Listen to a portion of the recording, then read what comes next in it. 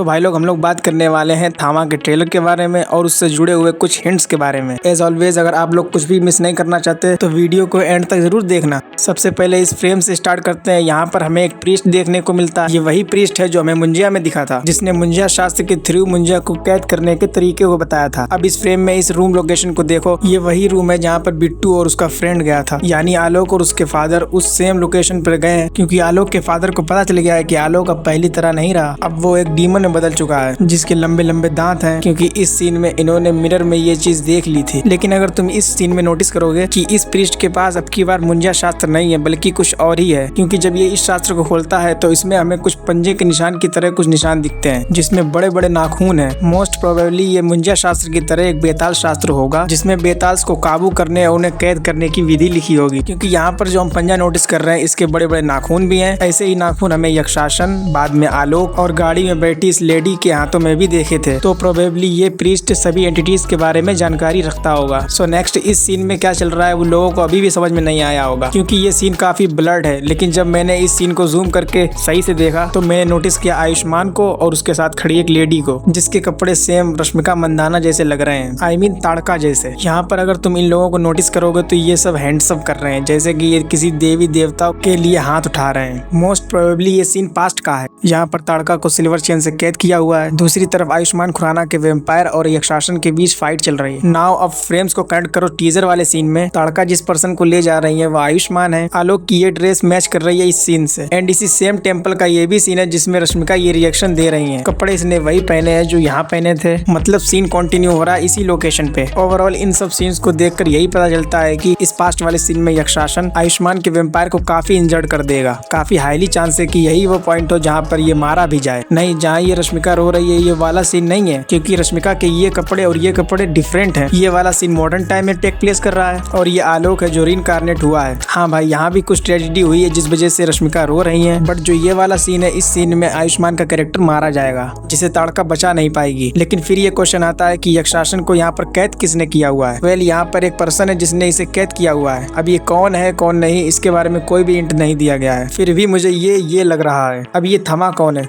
हो सकता है कि आयुष्मान के कैरेक्टर का नाम हो जो पास्ट में एग्जिस्ट करता था। यह एक सुपीरियर वेम्पायर होगा जिसकी सब लोग बात मानते होंगे, लेकिन यक्षासन ने जब उसी को मार दिया इसीलिए इसे ये सजा दी जा रही है। तो यहाँ से भी एक एनर्जी बाहर निकल रही है, उसका कलर और इसका कलर सेम है। मे भी हो सकता है कि यक्षासन को कैद करने वाली खुद ये देवी हो, जिसे बाद में इन लोगों ने यहाँ पर गुफा में फेंक दिया। उसके बाद इस प्रेजेंट की सीन में आते हैं जहाँ हम आलोक को देखते हैं, जिसे शायद इंटरेस्ट है लोक कथाओं में। ये वेम्पायर और वेयरवुल्फ्स को मानता है और प्रोबेबली ये वेम्पायर से काफी रिलेट करता है और उन जैसा बनना चाहता है, क्योंकि अगर तुम नोटिस करोगे तो इसके कवर्ड में जो वेम्पायर ड्रेसेस पहनते हैं वो भी अवेलेबल थे, क्योंकि ट्रेलर में हमें यही दिखाया जाता है कि ये सब चीजें मार्केट से जाकर खरीदी हैं। ये ऑलरेडी इसके कवर्ड में मौजूद थी। इट मीन्स आलोक वेम्पायर्स में काफी रुचि रखता है, इसीलिए वो खोज में निकला है ताकि वो वेम्पायर्स के बारे में जान सके। वेल, इसी दौरान वो यक्षासन से मिलता है जिसे देखकर आलोक को डर भी लगता है। यहाँ पर आलोक इसकी हेल्प करेगा या नहीं ये तो नहीं पता, लेकिन ये पता है कि इसके बाद क्या होगा। यहाँ नोटिस करो कि आलोक ने सेम क्लॉथ पहने हैं जो यहाँ पर पहने थे। प्रोबेबली इस गुफा से निकलते ही आलोक का सामना होगा उसी भालू से जो हमें ट्रेलर में दिखाया गया। भालू इस पर अटैक करेगा और यहीं पर रश्मिका की एंट्री होगी जो इसे भालू से बचाएगी। और आप लोग जो ये देख रहे हैं ये सब एक ड्रीम है जो कि आलोक बेहोशी की हालत में कर रहा है। देन हम देखते हैं आलोक और ताड़का को दिल्ली में। आप लोग यहाँ पर अगर नोटिस करोगे तो आलोक को धूप से बहुत दिक्कत हो रही है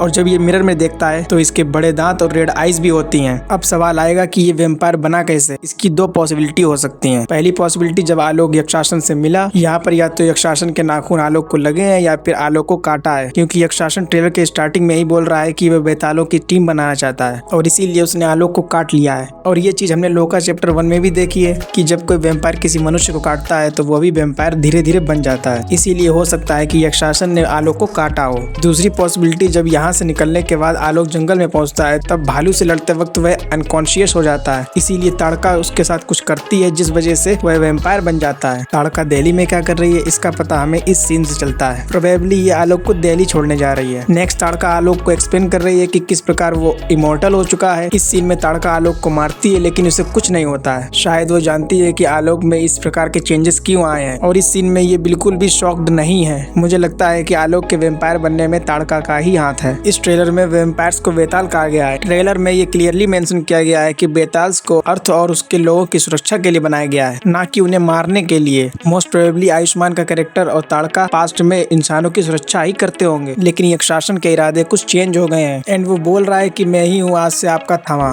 थामा एक इंटरेस्टिंग नाम है जो शायद वेम्पायर के लीडर को कहा जाता हो, जिसे यक्षासन ने मार दिया है और वो खुद थामा बन गया है। लेकिन फिर आता है एक शॉकिंग पार्ट जिसने लिटरली दिमाग हिला दिया। फाइनली हमें देखने को मिलता है एक प्रॉपर वेयरवुल्फ। अब इस सीन को देखने के बाद कई लोगों का सवाल होगा कि आखिरकार ये है कौन। हमने भास्कर को 4 पैरों पर चलते हुए देखा था और ये एक प्रॉपर वेयरवुल्फ है जो 2 पैरों पर खड़ा हुआ है ना। ये भास्कर है या और कोई, इसका पता हमें इसकी आंखों से ही चलता है। सबसे पहले अनिका की ऐसी आइज थी और इसके मरने के बाद भास्कर की रेड आइज हो गई। मतलब जंगल की रक्षा करने वाले वुल्फ की आइज रेड होती हैं, तो मोस्ट प्रोबेबली ये जो वेयरवुल्फ हम लोग देख रहे हैं ये भास्कर का ही कैरेक्टर है। लेकिन ताड़का के बारे में ये कुछ भी रिवील नहीं किया है। आई मीन वो वेम्पायर है या और कुछ। मेरा डाउट जा रहा है कहीं ये वेयरवुल्फ तो नहीं, क्योंकि यहाँ पर नोटिस करो कि ताड़का कितनी फास्ट मूव कर रही है। और यहाँ भी नोटिस करो जब भास्कर अपने फुल फॉर्म में नहीं होता है तब भी वो इसी प्रकार मूव करता है। इसीलिए ये एक डाउट है कि ताड़का ही वेयरवुल्फ तो नहीं। ये भी हो सकता है कि ये अनिका हो जो सरवाइव कर गई हो, जो कुछ चेंजेस के बाद वेयरवुल्फ बन गई हो। इस सीन में आलोक को कोई मार रहा है, ये शायद ये वही वेयरवुल्फ हो। देखो अब ध्यान से इस सीन को। यहाँ पर आलोक खड़ा हुआ है वही सेम ड्रेसिंग में, अब कॉलर ड्रेस है उसकी। यहीं पर एक पर्सन की एंट्री होती है जिसने जीन्स पहनी है, जूते पहने हैं और शर्ट पहनी है एंड इसके साथ ही साथ बहुत सारे बेट्स भी आते हैं। और हमें क्लियरली पता है कि बेट्स वेम्पायर्स के अराउंड ही घूमते हैं। यक्षासन के अराउंड देख लो या फिर आलोक के अराउंड देख लो, तो यहाँ पर जिसकी एंट्री हुई है वह भी वेम्पायर है जिसे शायद यक्षासन ने क्रिएट किया होगा। ये वाली लोकेशन दिल्ली की है और यहाँ पर हम देखते हैं कि आलोक अपनी पावर को सही से यूज नहीं कर पा रहा है, बट ये वाला वेम्पायर बहुत अच्छे से यूज कर पा रहा है ना। छोटी छोटी डिटेल्स पर अब नजर मारते हैं। यहाँ पर हम एक ब्लड बैंक को नोटिस करेंगे जहाँ O नेगेटिव और सभी ग्रुप के ब्लड रखे हुए हैं। आलोक ने ब्लड पिया है और वह फुल एनर्जेटिक फील कर रहा है। सिमिलर डिटेल हमने लोका चैप्टर 1 में भी देख रखी है। पॉसिबिलिटी हो सकती है कि थामा में स्त्री, सरकटे और मुंजा का केमियो हो सकता है, क्योंकि जो इसका इवेंट हुआ था उसमें सरकटा भी मौजूद था। सो आई थिंक मैंने एक डिटेल को आपको एक्सप्लेन कर दिया है। फिर भी अगर मुझसे कोई डिटेल छूट गई हो या आपको कोई डिटेल पता चली हो तो वो मुझे कमेंट सेक्शन में जरूर बताना। तो see you soon in the next one.